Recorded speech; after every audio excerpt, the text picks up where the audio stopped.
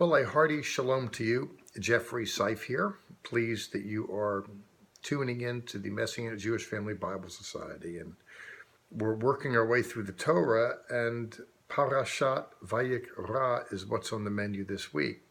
First few chapters of Leviticus. Leviticus comes from a Latin word meaning pertaining to the Levites.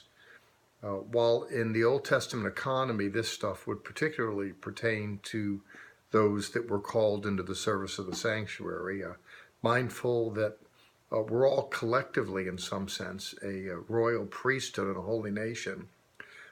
There may be implications and applications for all of us, not just individuals who were called to be priests. My name is Jeffrey Seif, S-E-I-F. My Hebrew name is Yosef Levi, from the tribe of Levi, or so I was told. That was passed on, and I don't know the particulars. But I do know that perhaps like you as well, I've had something of a fascination for the tabernacle and for the sacrificial system. Most of us look at sacrifices through a New Testament lens, and rightly so, and find in all that a picture of the Lord's sacrifice, and rightly we should.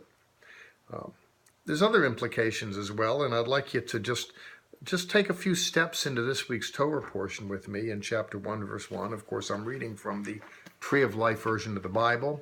You always hear me say, if you follow me along, I'm glad for you to read in any version of the Bible, frankly.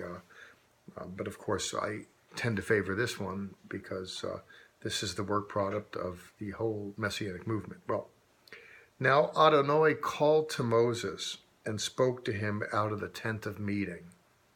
Let me just camp there. There was a place that Moses went to, a sacred space set apart for purposes of worship and devotion and the giving of sacrifices. And the Lord met with Moses there and spoke to him from there. I mean, I could just preach for 45 minutes on this. In a world where we have privatized religions and prayer meetings in our homes, and I'm coming to you from my study in my home, nothing replaces a place to go to. In America, we've given up on that in so many ways because we're so privatized, we're so individualized, we don't have a place to go to. And we just keep renegotiating that. Well, I go here and there and here and there. I don't abide that much. Moses had a habit, a discipline of going to the tent of meeting, and the Lord spoke to him there. And he was told, speak to Bnei Israel, the sons of Israel, and tell them, speak to them and tell them, there's a little emphasis there, when any of you brings an offering to the Lord. You know, there were sacrifices that were brought on behalf of the people by the priests. But then individuals themselves would bring an offering, korban. They would bring themselves a gift to the Lord, and the offering would be driven by different circumstances. I mean, what prompts people to give? There's different reasons for it. There's thankfulness for victory here. There's guilt for a sin there. But ways that people want to just come to God and petition him. When inclined to do that, we're told, you may present your offering of livestock from the herd or from the flock. We're told in verse 3, the sacrifice of the burnt offering, we're just looking at this one, from the herd. He is to present a male without blemish. Just want to camp there for a minute. Well, more than a minute. What I want to underscore with you, just from a few steps into Leviticus, is that you bring good stuff. If you can imagine these farmers, I mean, I can't tell the difference between a healthy animal and a not so healthy animal. I don't live and work on a farm, but these guys that live around animals would do it. Later on in Malachi, at the very end of the Christian version of the Older Testament, God jacks them up for bringing blemished, sick animals.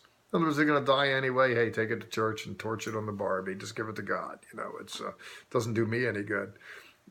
It's somewhere between going, and gone. And God says, listen, why don't you bring that to your governor? Offer it as a gift to your governor. See if he'd be pleased. In antiquity, people, when they petitioned rulers, they would bring a gift. You want to bring some livestock? You bring your sick stuff to him and see what happens. The point is God doesn't want the junk. I should mention as well that when you consider farmers, they had better things to do with their best livestock than kill it. They would naturally want to breed it, thinking that success in life for their enterprise entails getting the best genes into the next generation. Here, handing that over. I mean, it is so counterintuitive at one level. It seems to me that individuals would have some sense through all this that God wants the best. He is the best. He gives the best. And that there is a price to be paid for offending him. And that is that we give our best. We're told, bring it without blemish. He's to offer it at the entrance of the tent so that he may be accepted before the Lord. And we're looking at practices here that are ubiquitous, not just with this burnt offering particularly. He is to lay his hand on the head of the burnt offering so that it will be accepted for him to make an atonement on his behalf. You touch it. You lay your own hands on it. People talk about laying on of hands. The offerer is to identify, and there's a prayer to the effect, Lord, may my sins be imputed to this beast. Of course, this animal had nothing to do with it. It was just there in the barn. And all of a sudden, it gets plucked up by that farmer that needs to take care of some religious business. There's this vicarious nature of it, which comes from a Latin word meaning in place of. The offerer, in his own mind or her own mind, is giving up this animal in place of their own being sacrificed, their own judgment for sins, that wanting it to be imposed on this animal instead, vicariously. It's beautiful when I look at Leviticus. Well, it's gory at one level. A lot of animals died because of this. What's interesting, if you look at Judaism today, it's an elegant religious system replete with sage rabbis, very intelligent, beautiful physical plants oftentimes, gorgeous music and liturgy. But what's missing is the blood, because synagogues are meeting houses for some singing and some praying and some Torah teaching and youth activities and the like. But this activity's interestingly missing from it all. And the whole notion of an animal, the best that you have, being offered up as a sacrifice just doesn't exist in the constellation of Jewish thought processes because, A, individuals are not literate in the literature, and B, there's nothing of the likes of that's mirrored in Jewish religion as individuals participate in the synagogue. But it is central to the Yeshua story. It's not absent there. The notion of offering up your best as a sacrifice and giving it.